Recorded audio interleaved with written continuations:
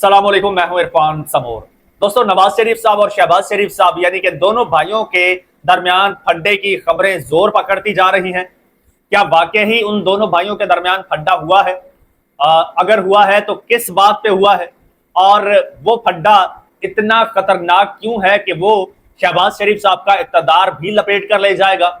इस हवाले से कुछ अहम चीजें हैं, वो आपके साथ शेयर करूंगा। साथ में आपको ये भी बताऊंगा कि नवाज शरीफ साहब और शहबाज शरीफ साहब दोनों पाकिस्तान से निकले हैं और एक ऐसी जगह पहुंचे हैं कि जहां से उनकी फुटेज आई है, और ऐसी फुटेज आई है जिस फुटेज ने पाकिस्तानियों का गुस्सा तेज कर दिया है, पाकिस्तानियों का पारा हाई कर दिया है। और कुछ लोग तो ये भी कह रहे हैं कि पाकिस्तानियों के सर शर्म से झुका दिए हैं, मुल्क का मजाक बना दिया है। आखिर ऐसा क्या कर दिया?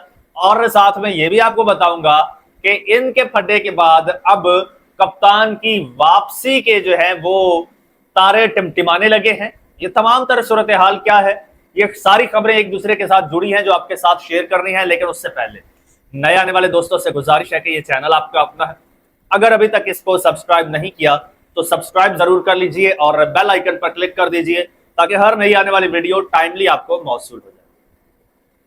दोस्तों, सूरत हाल ये है कि शहबाज शरीफ साहब इक़्तिदार में हैं, नवाज शरीफ साहब इक़्तिदार से बाहर हैं। पार्टी के जो मालिक थे वो नवाज शरीफ साहब थे, लेकिन इक़्तिदार मिला शहबाज शरीफ साहब को। अब नवाज शरीफ साहब चाहते हैं कि पार्टी और हुकूमत चले मेरी मर्जी से, क्योंकि पार्टी का मालिक मैं हूं।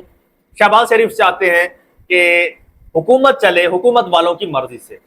यहां पर फड्डा हुआ है, लोग तो आज फड्डे की खबरें रिपोर्ट कर रहे हैं। मैं आपके साथ ये फड्डे की खबरें आज से 1.5-2 साल पहले भी रिपोर्ट कर चुका हूं। मैं आपको यह भी बता चल चुका हूं कि नवाज शरीफ साहब ये तंदूर पर रोटियां तोलने क्यों गए थे। मैं आपको यह भी बता चुका हूं कि नवाज शरीफ साहब को ये वर्ल्ड सिटी वाले प्रोजेक्ट का सरबराह क्यों बनाया गया, उसके लिए नवाज शरीफ साहब ने क्या किया है, क्या उनका रोल है। कुछ भी नहीं, जस्ट खाना पूरी, जस्ट लॉलीपॉप। हुआ कुछ यूं कि नवाज शरीफ साहब इंटरफेयर कर रहे थे शहबाज शरीफ साहब के कामों में। उधर से ऊपर से नवाज शरीफ साहब को जनाब आ जाता था इशारा कि भाई आप क्या कर रहे हो, हु आर यू, आपके पास तो NA-130 है, वो भी 47, क्या खुलवाएं हम। नवाज शरीफ साहब जैसे भी थोड़ा सा इंटरफेयर करने लगते थे, उधर से जनाब अपना NA-130 खोलने की खबरें मीडिया में आ जाती थी। नवाज साहब दुबक के बैठ जाते थे, कभी रोटियां तोलने चले जाते थे। अब मामला ये हुआ है कि जो कश्मीर का मामला हुआ है, ये जो कश्मीर में अभी ये अवामी एक्शन कमेटी को बैन किया गया है हुकूमत की जानिब से, शहबाज हुकूमत की जानिब से, उसके बाद कश्मीर जो कि मियाँ साहब का कह लीजिए आबाई इलाका भी कहा जाता है, उस कश्मीर में नून लीग का अब जनाजा निकल गया है। नवाज शरीफ साहब कहते हैं शहबाज शरीफ साहब को कि कश्मीर के लोगों को इंगेज करो, उनके साथ बात करो, उनका मसला बातचीत के जरिए हल करो। जबकि शहबाज शरीफ साहब कहते हैं कि नहीं, ऐसा नहीं होगा, क्योंकि उनको हुकूमत वाले कहते हैं कि ऐसा नहीं होगा, बातचीत नहीं करूंगा। यहां पर मियां साहब का जनाब पूरा जोर है कि बात करो, शहबाज साहब मान भी नहीं रहे। इसी सिलसिले में जाती उमरा में मुलाकातें भी हुई हैं, और मुलाकातें काफी गर्म हुई हैं, मुलाकातें काफी गर्म हुई हैं।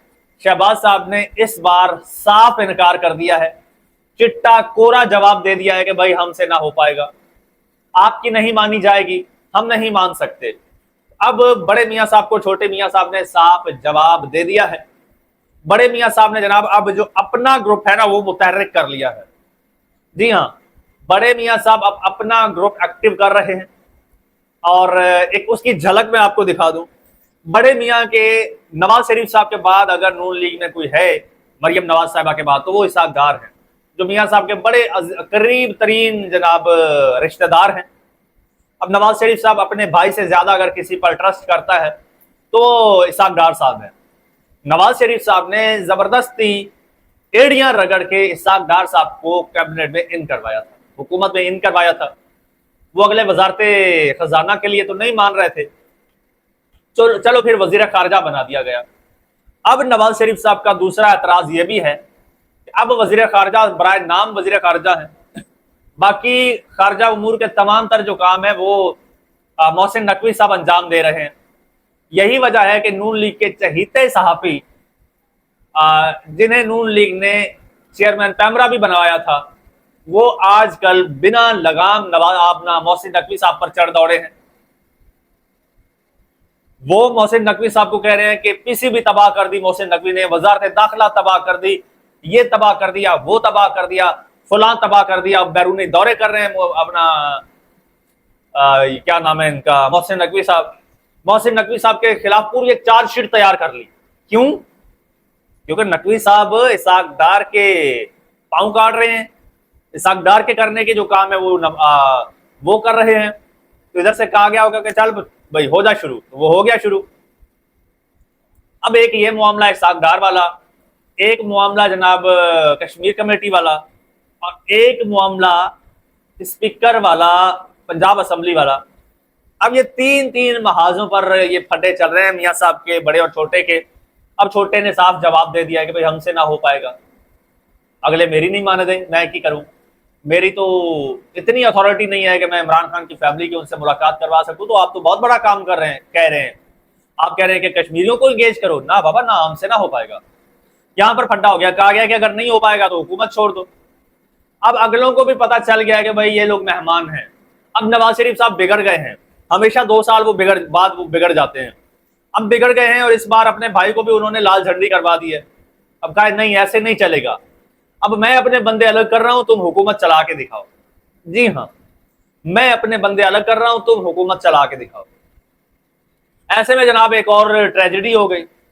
نون لیگ کے بڑے قریبی تعلقات ہیں قطر کے ساتھ ہیں، اور قطر کی رائل فیملی کے ساتھ۔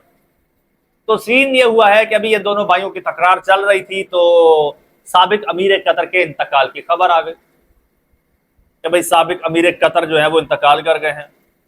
اب جب انتقال کر گئے ہیں تو دونوں بھائی عوام کو دکھانے کے لیے کہ we are unite and we are one, وہ جناب قطر پہنچ گئے ہیں، اور نواز شریف صاحب، شہباز شریف صاحب، اسحاق ڈار صاحب اور عطا تارڑ صاحب، یہ سب لوگ قطر گئے ہیں، اور قطر کے امیر شیخ تمیم بن حمد الثانی سے ملاقات کریں گے، اور قطر کے سابق امیر مرحوم شیخ حمد بن خلیفہ آل ثانی کے انتقال پر امیر قطر، قطری شاہی خاندان اور قطری عوام سے اظہار تعزیت کریں گے۔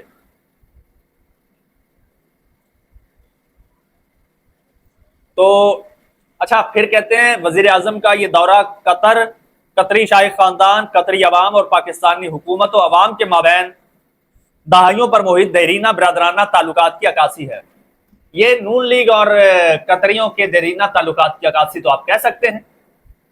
یہ جناب، اور یہ عوام کو یہ جو اب ان کا پھڈا ہوا ہے، پھر اس کا پریشر اتنا تھا جب گئے ہیں، تو اب معاملے کو دبانے کے لیے کیا کیا جناب، جہاز سے اب وہاں قطر میں پہلے میاں صاحب، بڑے میاں صاحب نکل رہے ہیں، بعد میں چھوٹے میاں صاحب۔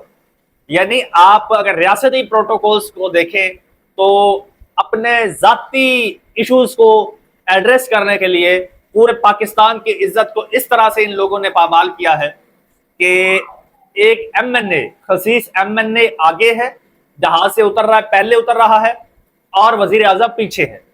یعنی آگے ایک خالی ایم این اے ہے اور پیچھے وزیر اعظم ہے۔ جی ہاں، باقی ان کا کوئی پرسنل تعلق ہے بڑے بھائی چھوٹے بھائی کا، تو وہ پرسنل تعلق ہے۔ یہاں پر یہ لوگ ملک کو ریپرزینٹ کر رہے ہیں۔ یا تو بتائیں کہ بھائی وہ ملک کے نمائندے بن کے نہیں، وہ اپنے ذاتی تعلق کی بیس پر گئے ہیں۔ نواز شریف اور شہباز شریف بن کے گئے ہیں تو ٹھیک ہے، بات سمجھ آتی ہے، بڑا بھائی آگے ہے، چھوٹا بھائی پیچھے ہے۔ لوگ کہہ رہے ہیں اگر پاکستان کے ریپرزینٹیٹیو بن کے گئے ہیں تو بڑے بھائی کو آگے کیوں کیا ہوا ہے، وزیر اعظم پیچھے اور ایک ایم این اے کو آگے کیا ہوا ہے؟ اور پھر پاکستان میں ایک روزہ سوگ کا اعلان بھی کر دیا گیا ہے۔ جی اب ایرانی سپریم لیڈر شہید ہوئے تھے، لوگ یہ سوال اٹھا رہے ہیں، تب تو آپ نے ایک روزہ سوگ کا اعلان نہیں کیا، جبکہ قطر کے سابق امیر، چونکہ آپ لوگوں کے ذاتی تعلقات ہیں، اس لیے آپ لوگوں نے پورے ملک میں سوگ کا اعلان کر دیا ہے۔ آپ اپنے جاتی عمرہ میں سوگ کا اعلان کرتے، آپ اپنی پارٹی میں سوگ کا اعلان کرتے، آپ نے ملک میں سوگ کا اعلان کر دیا ہے صرف اپنے انٹر پرسنل ریلیشنز بہتر کرنے کے لیے۔ تو یہ بہرحال یہ تنقید لوگوں کی جانب سے ہو رہی ہے، اور لوگ کہتے رہیں، کچھ بھی کرتے رہیں، وہ کہتے ہیں بھیا کیا ہے تو کیا ہے، وہ کہا تھا نا جہاز لیا ہے تو بھائی لیا ہے، بس चैनल को सब्सक्राइब कर लीजिए और मुझे इजाजत दीजिए। अल्लाह।